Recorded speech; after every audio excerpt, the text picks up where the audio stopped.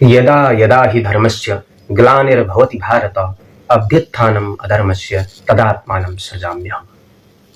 इस जगत में, इस सृष्टि में जब जब धर्म की हानि हुई है, धर्म पर अत्याचार हुए हैं, तब तब प्रभु ने अवतार लिया है साधुओं के कल्याण के लिए, सज्जन शक्ति के उत्थान के लिए और इस लोक कल्याण के लिए। इसलिए महाभारत में हमें बहुत कुछ सीखने को मिलता है।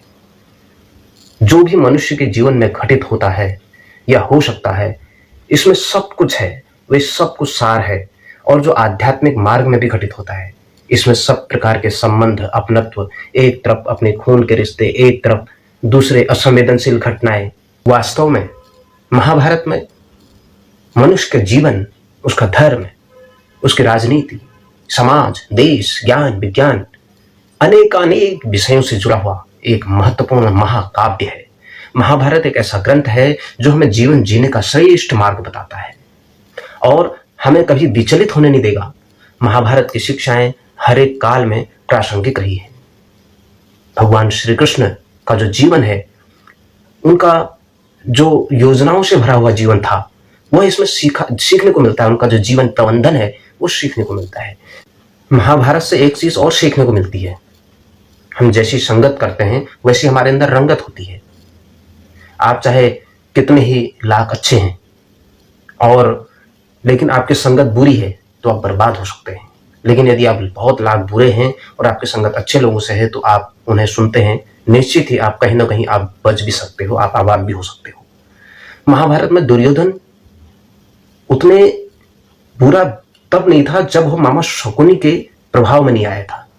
जब मामा शकुनी के प्रभाव में आए तो सब कुछ बर्बाद हो गया। उन्होंने ऐसी संगत पाल रखी थी कि उनका दिमाग चलना ही बंद हो गया। जैसा शकुनी उनको निर्देश देते थे, वैसा ही वो अपने जीवन में, अपने मन मस्तिष्क में वैसे ही नकारात्मक विचारों को अंगीकार करते थे।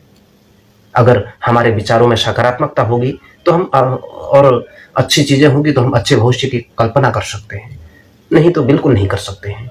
वही चीज दुर्योधन को एक दिन निगल गई। इसीलिए अच्छी संगति करें। कभी कभार अधूरा ज्ञान बहुत भारी पड़ जाता है, हमारे जीवन पर संकट भी उपस्थित हो जाते हैं और ये अभिमन्यु को इसका परिणाम झेलना पड़ा। इसलिए भ्रम की स्थिति में न रहें, भावुकता में कोई भी निर्णय न लें। और जब हम उस महासागर में कूद रहे हैं, उस युद्ध में कूद रहे हैं, तो वहां से वापस आने का भी विकल्प होना चाहिए। अगर हम एक ऊहापोह की स्थिति रहेगी, हमारे मन में किंग कर्तव्य विमूल की स्थिति रहेगी, तो यह सबसे बड़ा खतरनाक है। अभिमन्यु कितना वीर था, बहादुर योद्धा था, लेकिन उसकी मृत्यु जिस परिस्थिति में हुई सब जानते हैं। इसलिए ये अधूरा ज्ञान कभी कभार किसी काम का नहीं रहता। अपने विषय में पूर्ण पारंगत होना बहुत आवश्यक है, पूर्ण दक्षता होना बहुत आवश्यक है।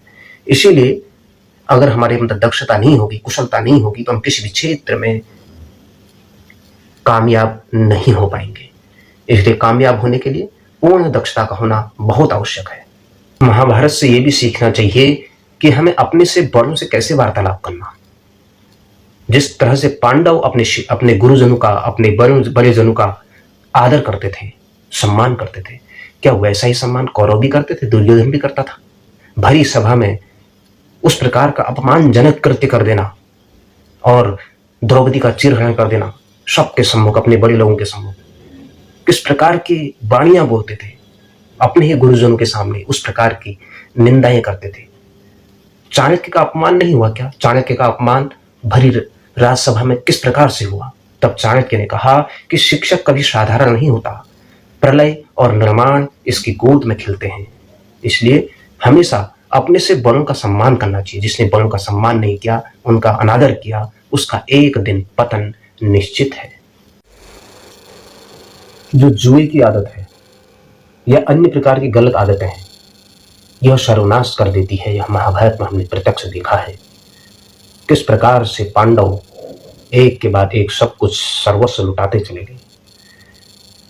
मामा शकुनी ने किस प्रकार का प्रपंच रचा, वो सबके सामने उपस्थित है।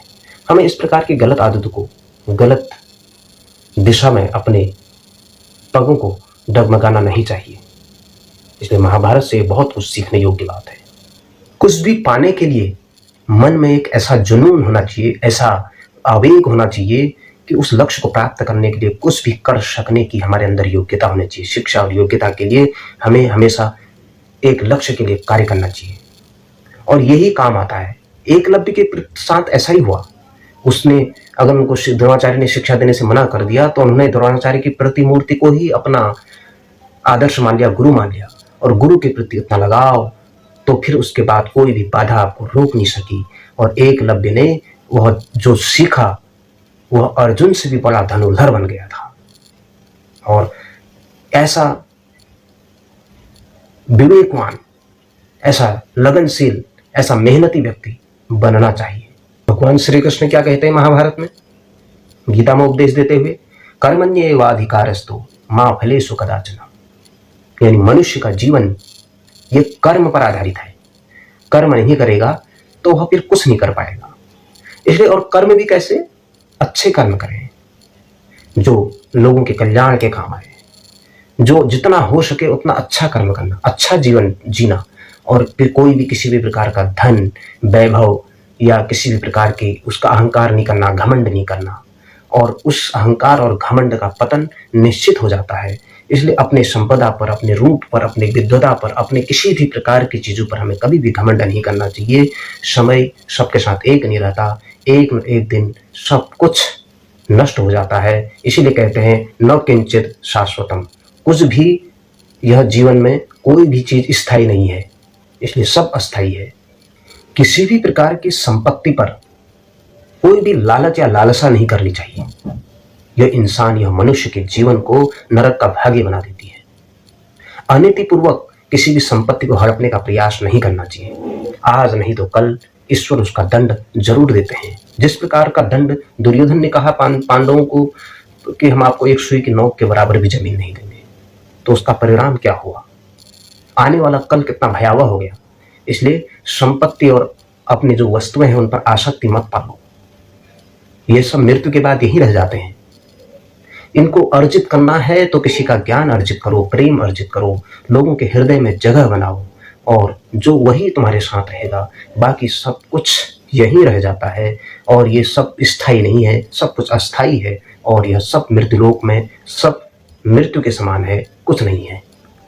युद्ध से तो संकट होता ही है, क्योंकि जीवन अगर उत्सव भी है तो युद्ध भी है। जीवन अगर संघर्ष भी है तो यह एक सफलता भी है। जीवन अगर उतार भी है, चढ़ाव भी है।